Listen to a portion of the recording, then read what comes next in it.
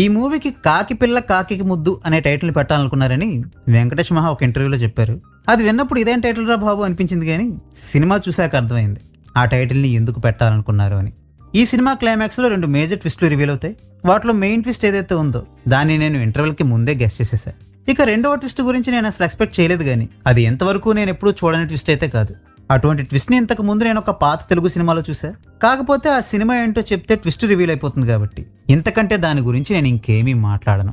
So ఏ ట్విస్ట్ని base చేసుకుని ఈ movie మొత్తం నడుస్తుందో ఆ ట్విస్ట్ని నువ్వు ముందే పసిగట్టేసావు కదా, మరి అయినా కూడా ఈ మూవీ నీకు నచ్చిందని అడిగితే నచ్చిందనే చెప్తా.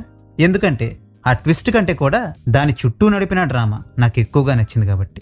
కథపరంగా చూసుకుంటే ఈ మూవీలో తీసుకున్న మేజర్ కాన్ఫ్లిక్ట్ పాయింట్ ఏదైతే ఉందో అది చాలా చిన్నది.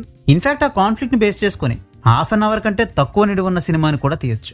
అయితే ఆ కాన్ఫ్లిక్ట్ని ఎలా సాల్వ్ చేసుకోవాలో అర్థం కాక అనుమానం అనే ఉచ్చులో బిగుసుకుపోయిన హీరో క్యారెక్టర్ పడే మానసిక సంఘర్షణ చూపించడం వల్ల దాదాపు ఒక 3 గంటల నిడివికి సరిపోయే డ్రామాని జనరేట్ చేయడానికి స్కోప్ దొరికింది.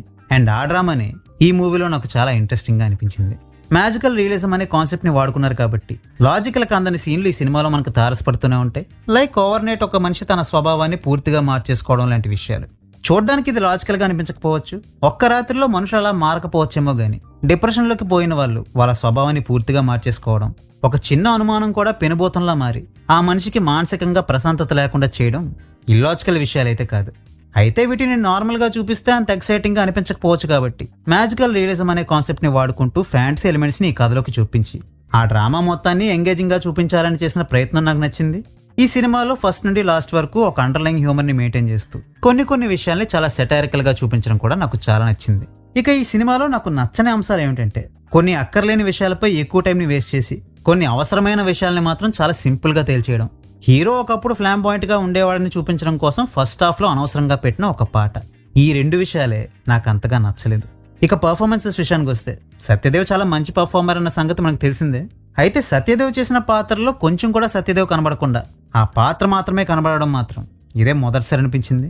తన make over, voice modulation, dialogue delivery, expressions, body language ఇవన్నీ కూడా చాలా యూనిక్గా ఉన్నాయి. నా వరకైతే ఇప్పటికిదే తన కెరీర్ బెస్ట్ పర్ఫార్మెన్స్ అని అనుకుంటున్నాను. ఫ్యూచర్లో ఇలాంటి యూనిక్ రోల్స్ ఎన్ని చేసినా కూడా ఈ మూవీ తన బెస్ట్ పెర్ఫార్మెన్సెస్లో ఒకటిగా నిలిచిపోతుందని నమ్ముతున్నాను.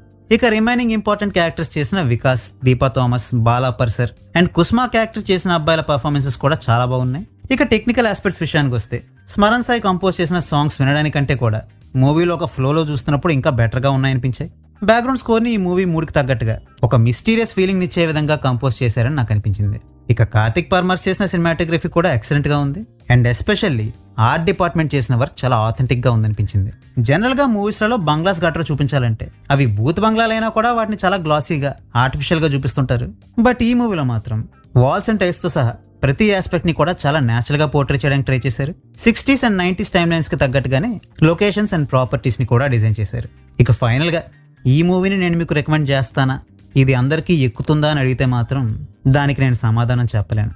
ఎందుకంటే సెకండ్ హాఫ్లో కొంతమంది జనం చప్పట్లు కొడుతుంటే అదే సమయంలో కొంతమంది ఇదేం సినిమారా బాబు అనుకుంటూ లేచి వెళ్ళిపోయారు. వీళ్ళలో ఎవరు కరెక్టో ఎవరు తప్పు అని జడ్జిమెంట్లు పాస్ చేసే ఉద్దేశం అయితే నాకు లేదు.